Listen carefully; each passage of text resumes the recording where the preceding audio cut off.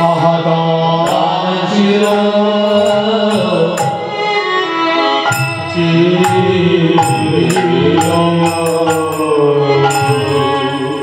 আজ বিভোর হলো রে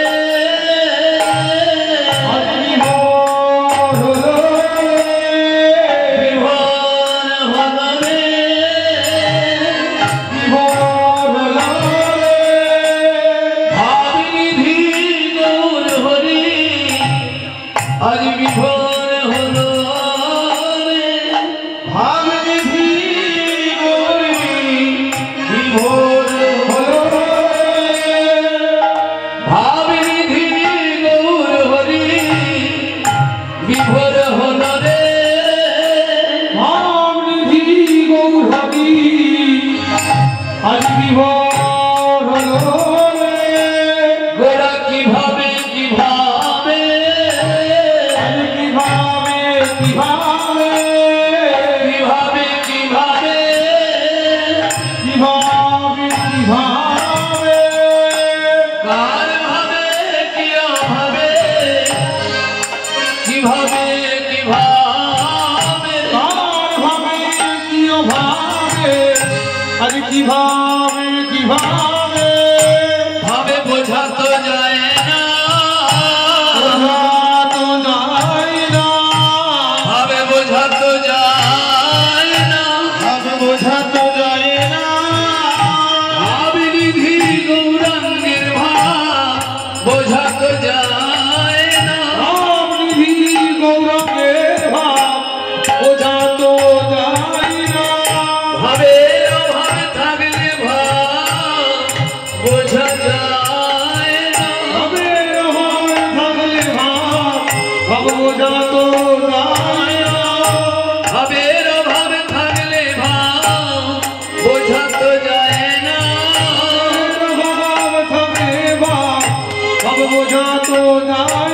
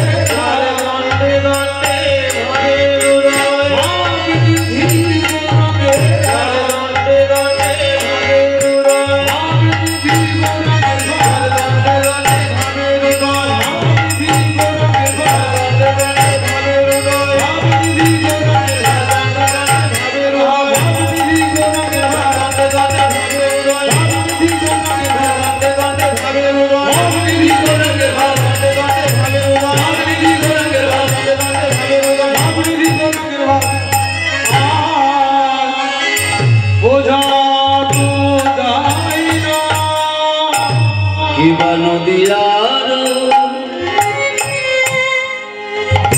মাঝারে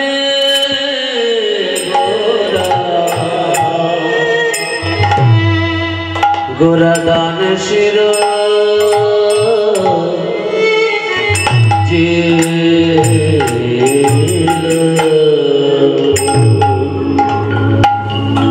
নমো মহাবদন্যায় কৃষ্ণ প্রেম প্রদায়তে সভিতায় সপুত্রায় সকল ত্রয়তে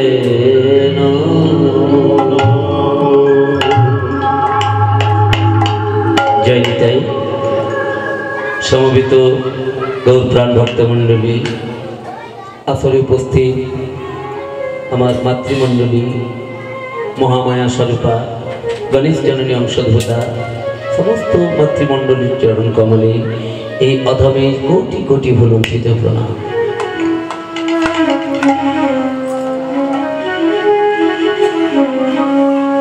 বৃন্দাবনে যিনি রাধা কৃষ্ণ, সেই রাধা কৃষ্ণ মিলিত তনু গৌর হরি।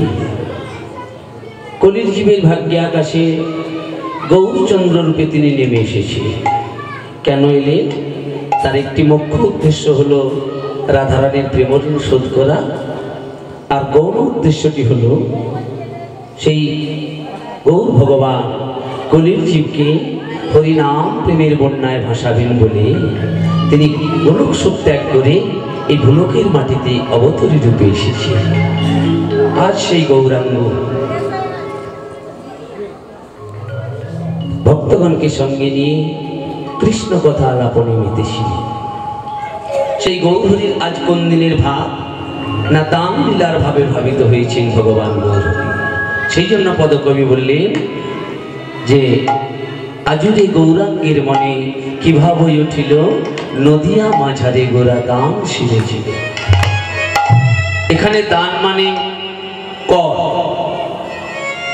দান মানে কর, আমরা ইংরেজিতে যাকে ট্যাক্স বলি। তা ভগবান আজকে কেন কর আদায়কারী রূপে নদিয়া নবদ্বীপের মাটিতে দাঁড়ালেন? ওই সুরধুনী গঙ্গার তীরে একটা হাতে লাঠি নিয়ে ভক্তগণকে বলছেন যে তোমরা যদি পার হতে যাও, আমাকে কর না দিলে আমি তোমাদেরকে পার হতে দেব না। তখন ভক্তগণ বলছেন, হে নিমাই, তোমার হাতে কি আর লাঠি মানায়? তোমার হাতে খোল করতাল থাকবে, এটাই তো স্বাভাবিক। কেননা তুমি নবদ্বীপের ঘাটে ঘাটে, নবদ্বীপের মাঠে মাঠে হরিনাম বিলাতে এসেছো, তা তুমি খোল করতাল নিয়ে ঘুরবে, এটাই তো শোভা পায়। কিন্তু তোমার হাতে আজকে লাঠি কেন? তখন বলছি, শোনো, তোমরা নিজেদের পয়সা খরচা করে বাড়ি করো, তার জন্য সরকারকে ট্যাক্স দিতে হয়। কিন্তু ভগবান তোমাদের এত সুন্দর একটা দেহ বাড়ি দিয়েছে, তোমরা তো তার জন্য কর দিলে না। হ্যাঁ, আজ গৌরহরি কি বলছে? তাই গৌরহরি বলছেন, শোনো, দান দেহ দান দেহ বলি গোরা ডাকে, দান দেহ দান দেহ দান দেহ দান দেহ কিবা বলি গোরা প্রাণে ডাকে গো, কি দান দেহ দান দেহ দান দেহ দান দেহ আজ বলি গোরা ডাকে গো, দান দেহ দান দেহ দান দেহ দান দেহ কিবা বলি গোরা ডাকে ডাকে গো, নদিয়া নাগরী জানা পার বিপাকে গো,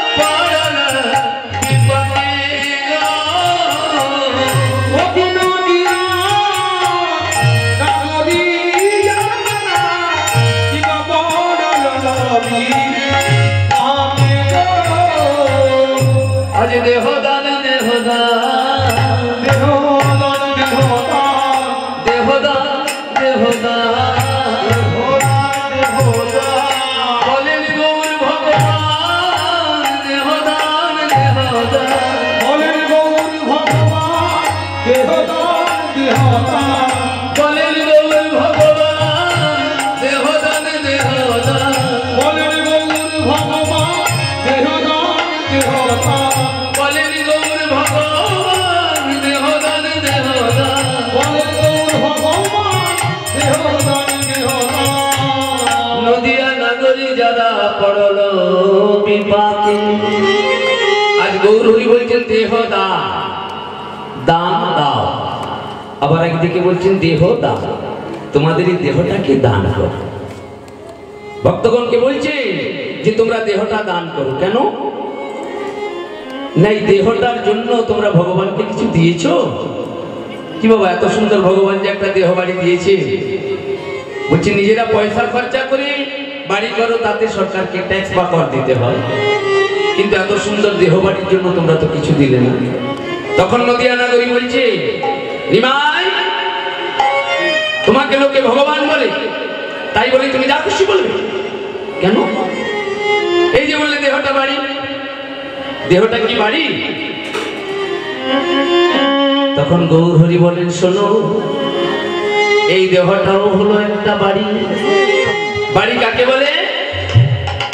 কয়েকটা কুটুরি বা ঘরের সমষ্টি নিয়ে একটা বাড়ি হয়।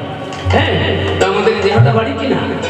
এমন বাড়ি, আপনি যে বাড়ি করেছেন ইট বালি দিয়ে, ওই বাড়িটা কিন্তু এক জায়গা থেকে অন্য জায়গায় নিয়ে যাওয়া যাবে না। কিন্তু এই যে দেহ বাড়ি, এক জায়গা থেকে অন্য জায়গায় নিয়ে যাওয়া যায়। তাই দেহটা যে বাড়ি তার প্রমাণ দিয়েছেন আমাদের বাংলার একজন কবি। হ্যাঁ, যে বাড়িতে কটি দরজা আছে, কটি কুটুরি আছে? বাইরে 8 কুটুরি, 8 কুটুরি, 9 দরজা,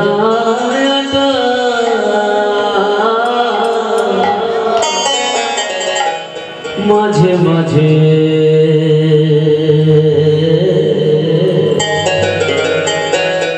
ঝরকা,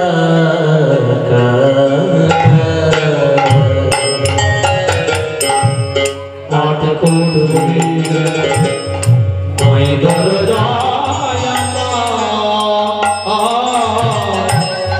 মাঝে মাঝে ঝরকা, বাইরে 8 কুটুরি, 9 দরজা, মাঝে মাঝে ঝরকা,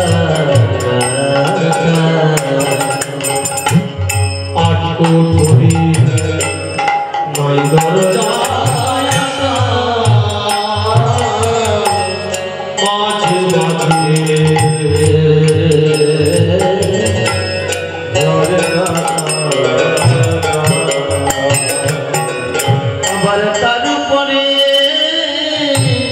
সদর কোঠা, আরো মরে সদর কোঠা, আবার তার উপরে সদর কোঠা, আরো মরে সদর কোঠা, আয়না মহল এমনি আসে দেহ মাতা ভিতর অতি দেহ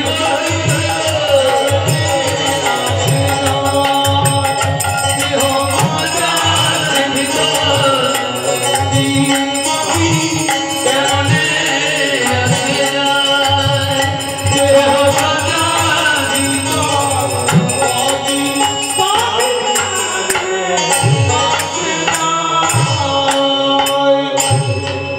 কুটুরি 9 দরজা, 9টা দরজা আছে কি? 8টা কুটির 9টা দরজা। কি গো মায়েরা, 9টা দরজার এই মাথাতেই 7টা আছে, দেখুন গুনে দেখেছেন কখনো? মাথাতেই 7টা দরজা আছে। নাসিকা, চক্ষু, কর্ণ, মুখ, গহ্বর নিয়ে দেখুন 7টা ছিদ্র আছে। দরজা আছে কিনা? এবং পায়ুবস্তু। হ্যাঁ, 8 কুটিরি নয় দরজাটা, মাঝে মাঝে ঝরকা কাটা, তার উপরে সদনের কোঠা, আয়না মহলকা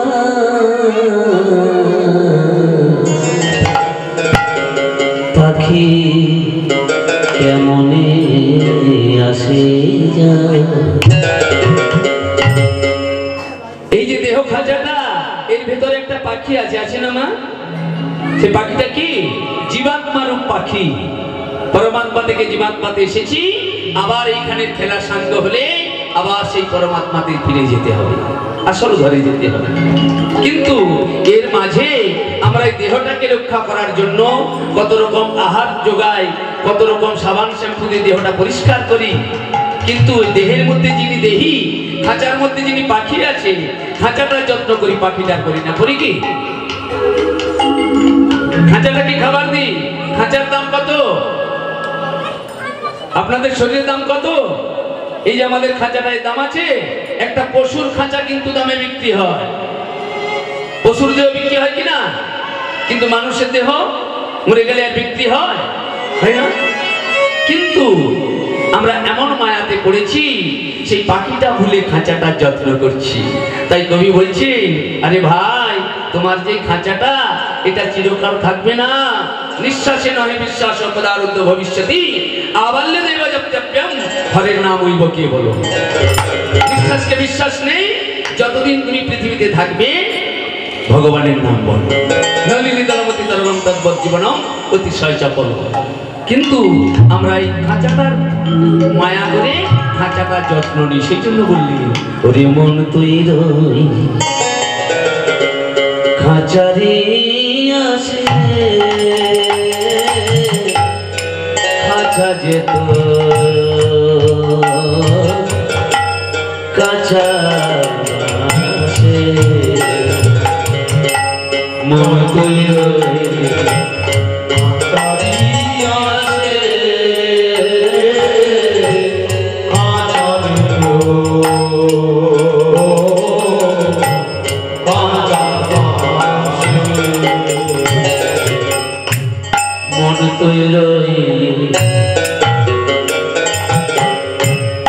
খাঁচারে আসে,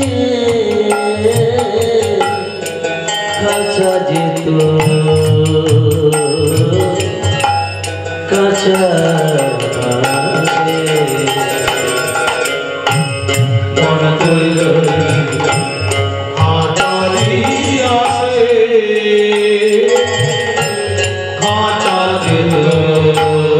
যেত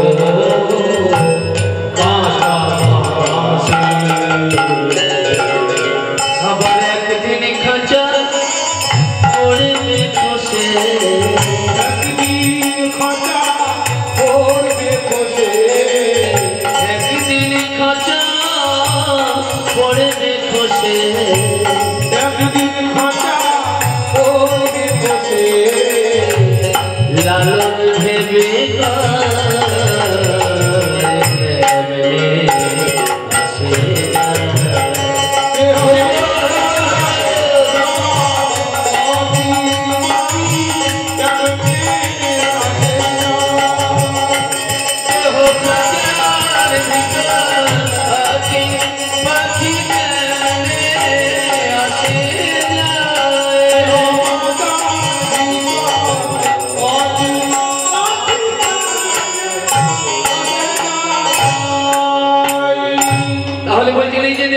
তোমাদেরকে ভগবান দিয়েছেন, এর জন্য তো তোমরা কর দিলে না। কিন্তু নিমাই, এই দেহটা নিয়ে তুমি কি করবে? দান দেহ বলি গোরা ডাকে, নদিয়ার নাগরী সব পড়লো বিপাক। বলছি নিমাই, এই দেহটা না হয় তোমায় দান করে দিলাম, এই দেহটা নিয়ে তুমি কি করবে? বলছে শোনো, কর যদি বেশি বাকি হয়ে যায়, ব্যাংকে যদি কেউ বেশি ঋণ নেয় বাবা, তার বাড়িটা নিলামে ডেকে দেয় না যদি ডিফল্টার হয়ে যায়? হ্যাঁ, তখন নিমাই সেই জন্য বলছে তোমাদের এই দেহটা এত বেশি কর বাকি হয়েছে। কিসের কর? হরি নামের কর।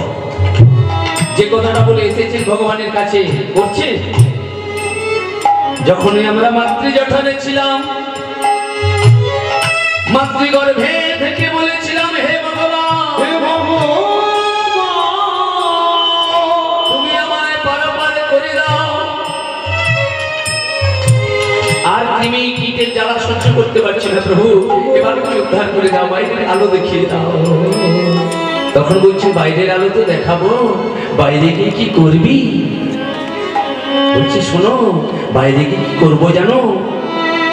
এই হাত দিয়ে তোমার পুজো করব, বদমে দিয়ে তোমার নামে বলবো, কর্ণ দিয়ে তোমার নাম শুনবো,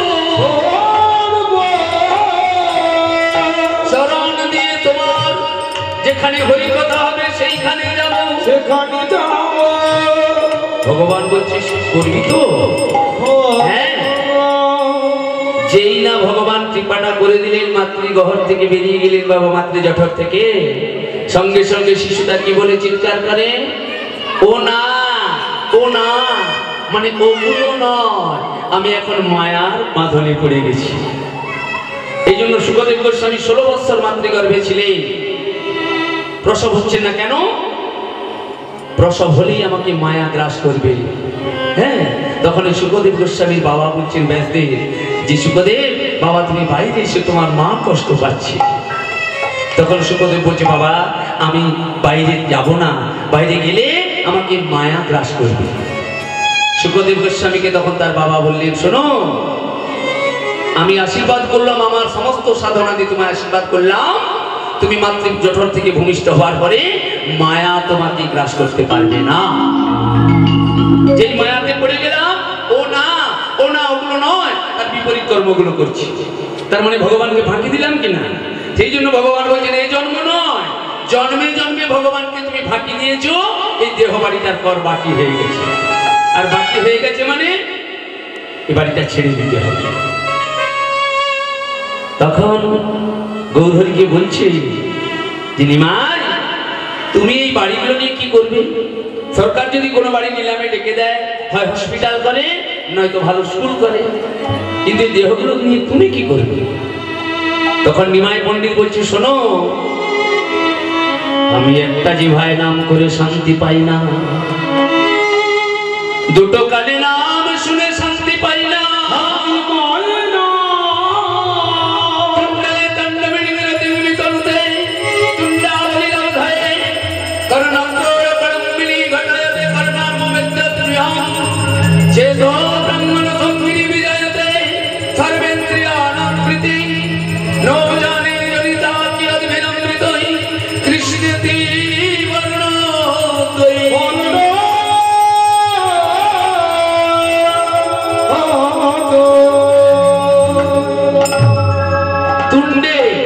মানে জিহ্বা তাণ্ডবিনী, তাণ্ডব নৃত্য করে, জিহ্বার তাণ্ডব নৃত্য করে, করে কিনা? আমার করে কি? আপনাদের মতো ভক্তদের করে। তুণ্ডে তাণ্ডবিনী রতে বিতনতে তুণ্ডা বলিলাম ধয়ে। এই কৃষ্ণ নাম করলে মহাপ্রভু বলছে যে আমার জিহ্বা তাণ্ডব নৃত্য করে, তখন বাসনা হয় তুণ্ডা বলি, লক্ষ লক্ষ জিহ্বার বাসনা হয় আমার মনে।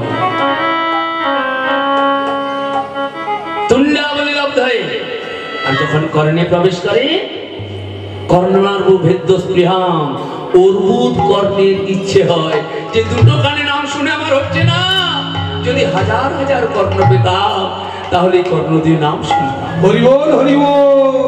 আবার এই নাম যখন কর্ণকুহর থেকে হৃদয়ে প্রবেশ করে, চেত প্রাঙ্গণ সঙ্গিনী বিজয়তে ধর্মেন্দ্রিয়ানাম কৃতি, যখন এই কৃষ্ণ নাম কর্ণকুহর দিয়ে হৃদয়ে প্রবেশ করে,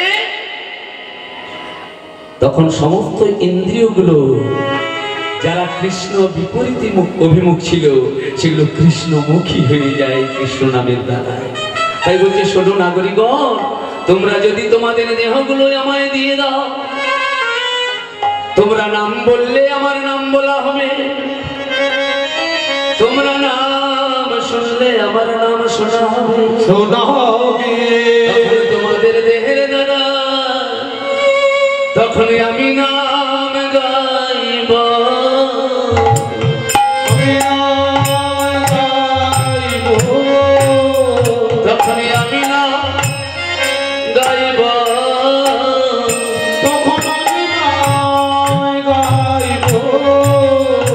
তখনই আমি নাম শুনব, আমি নাম গাইব, আমি নাম শুনব, আমি নাম গাইব। তখনই আমি নাম শুনব, আমি নাম গাইব, আমি নাম শুনব, আমি নাম গাইব। তোমাদের দেহের দ্বারায় আমি নাম শুনবো, আমি নাম গাইব।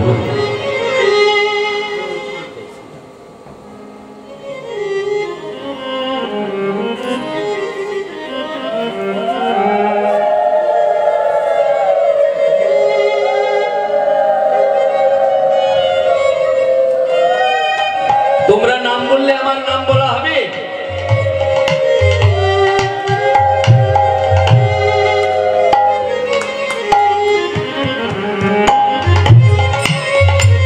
তা ভগবান কিন্তু এই কর্মটি করেন বাবা।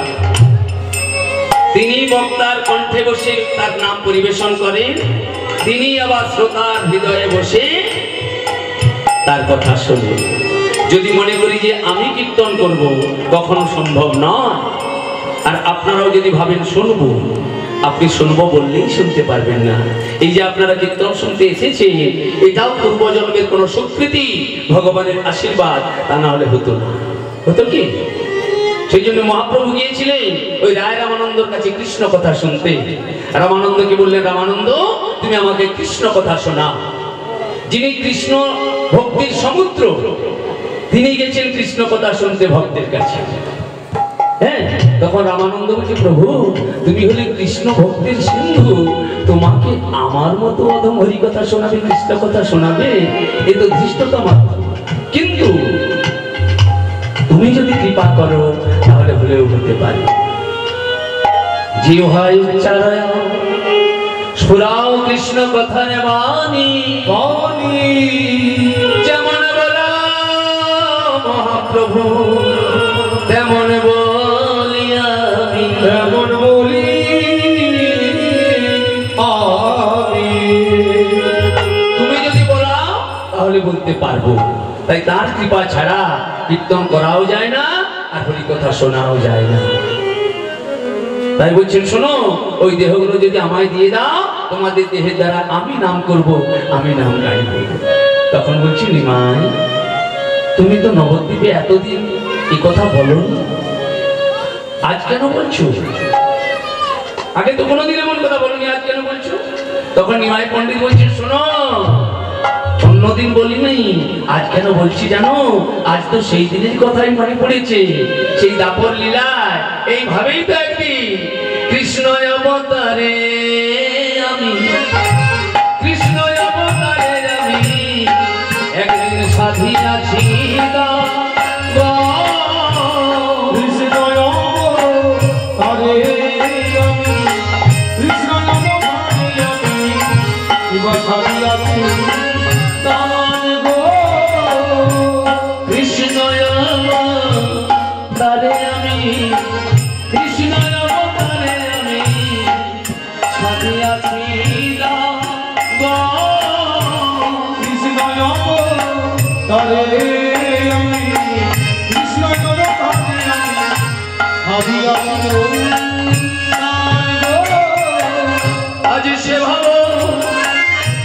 পড়ল মনে, বাসনা সে গান গো। আজ সে ভাব পড়ল মনে, কিবা বাসব সে গান গো।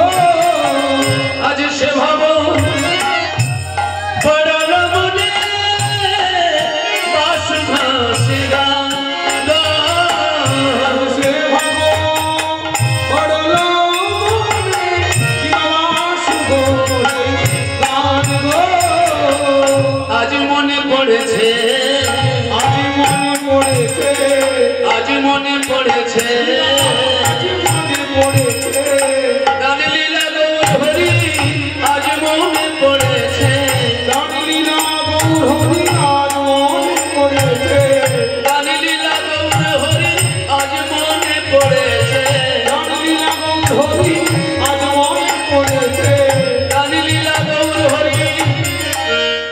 আজি বাসুদেব ঘোষে বলে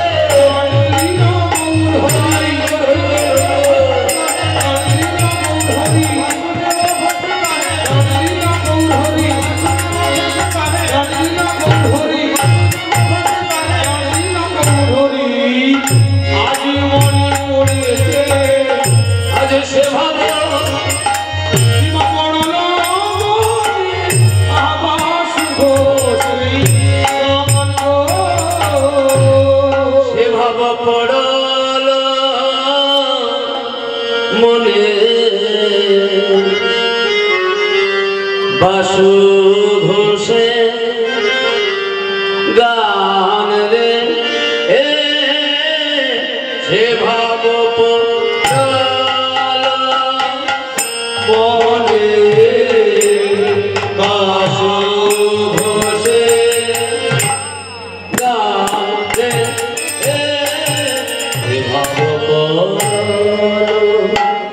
মনে বাসু ঘোষে গান রে মনে বাসু ঘোষে গান রে মনে বাসু ঘোষে গান রে ভাব পড়ল মনে বাসু ঘোষে গান রে ভাব পড়ল মনে বাসু ঘোষে গান রে ভাব পড়ল মনে বাসু ঘোষে গান রে ভাব পড়ল মনে বাসু ঘোষে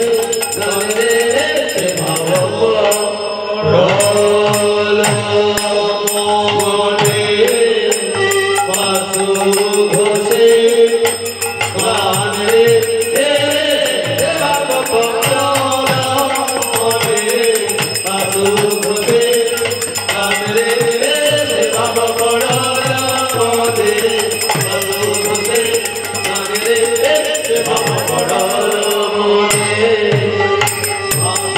বাসু ঘোষে গান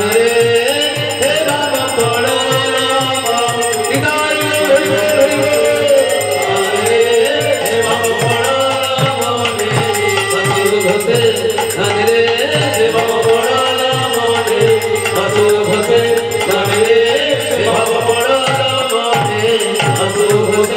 গান রে ভাব পড়ল মনে বাসু ঘোষে গান রে ভাব পড়ল জয়নিতাই বাবা, এতক্ষণ আমরা নদিয়া নবদ্বীপে ছিলাম লীলার গৌরচন্দ্রে। গৌরচন্দ্র ছাড়া